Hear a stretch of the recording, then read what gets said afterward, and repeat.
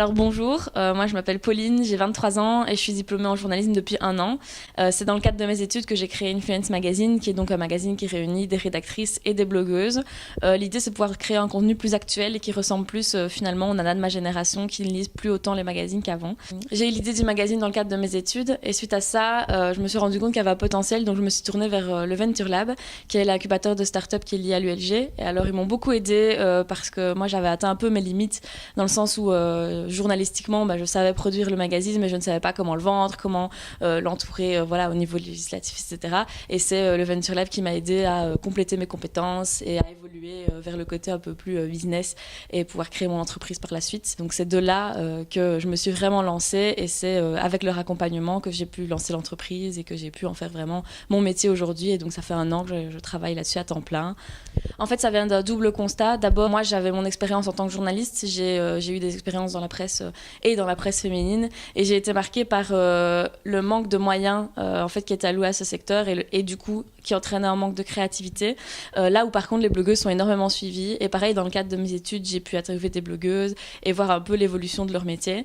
Et c'est en mettant finalement les deux constats en lien que je me suis dit qu'il y avait quelque chose à faire parce que moi-même, pourtant journaliste, je ne lisais plus tellement les magazines. Là où, par contre, je suivais beaucoup de blogueuses. Et donc, je me disais, est-ce qu'il n'y a pas quelque chose à faire ? Créer un magazine de blogueuses pour réintéresser aussi les gens à la presse et pour créer du contenu plus professionnel avec la créativité des blogueuses. Donc c'est de là que m'est venue l'idée et suite à ça, j'avais des contacts qui m'ont permis d'avoir mes premières blogueuses et de le lancer avec aussi des amies rédactrices. C'est difficile de parler de journée type parce que tout change et c'est aussi ça qui est génial quand on est entrepreneur, c'est qu'on fait de tout. Donc ça dépend un peu des périodes du mois. Il y a des moments où je vais m'occuper exclusivement du magazine, de la création des articles, des shootings et du graphisme, de la mise en page avec ma graphiste en contact constant. Ça c'est vraiment le rush final.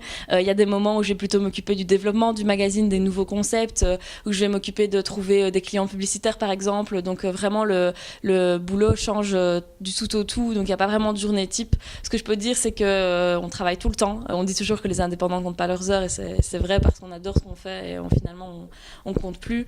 Et donc c'est dur de parler de journée type tellement il y a de choses, il y a beaucoup de choses que je fais. En fait, déjà, on n'a pas du tout choisi par rapport au nombre d'abonnés. Et ça, c'est important parce qu'on pourrait croire qu'on va se tourner directement vers les plus influentes. Et ce n'est pas vraiment le critère le plus important qui a joué à ce moment-là. En fait, ce qui a joué, c'est surtout la créativité et le rapport à la communauté. Donc, la transparence, l'éthique de travail et la confiance qu'on peut avoir entre les lecteurs et la blogueuse.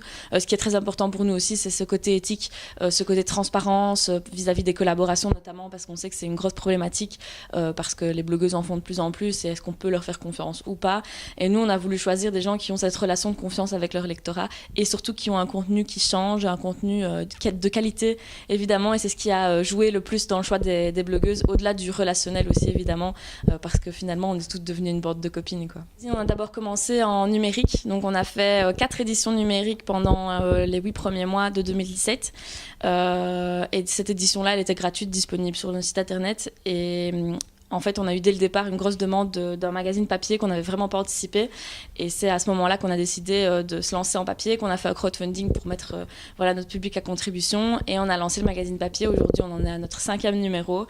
Et c'est ce qui marche. Donc, les lecteurs sont enthousiastes de retrouver ce format papier.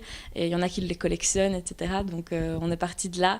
Et maintenant, on en est ici avec ce 5e numéro qui est sorti il y a quelques semaines. C'est sûr et certain qu'Instagram, Facebook, les réseaux sociaux changent tout, surtout pour nous, puisque forcément nos blogueuses sont fort actives sur ces réseaux-là aussi. Donc nous, c'est pratiquement notre tout premier vecteur de promotion via nos blogueuses ou via nos propres comptes. C'est surtout là-dessus qu'on communique.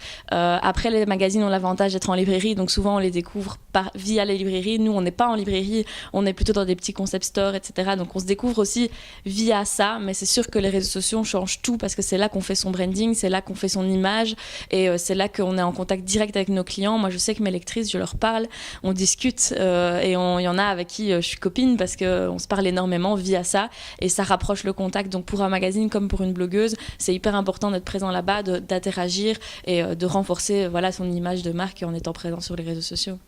Oh, tout. tout, je réalise mon rêve tous les jours et tous les jours, c'est moi qui est responsable de ça et responsable de mon propre avenir. Et oui, c'est comme si j'écrivais ma propre histoire et j'ai tellement de chance de pouvoir faire ça. Donc ça a changé du tout au tout parce que du coup, je me suis jamais confrontée au milieu du travail à devoir chercher un travail. J'ai créé mon propre travail et tous les jours, je mesure la chance que j'ai. Donc ça a changé vraiment toute ma vie et j'ai appris tellement. Et je pense que dans ce travail, avec toutes les difficultés que j'ai pu avoir, j'ai appris plus que si j'avais simplement bossé dans une boîte qui était déjà établie avec ses propres règles. Moi, j'ai du tout inventé du départ avec des gens qui m'ont énormément aidée et c'est une richesse que j'aurais jamais eue si je l'avais pas fait. Donc c'était vraiment une grande chance et une belle opportunité.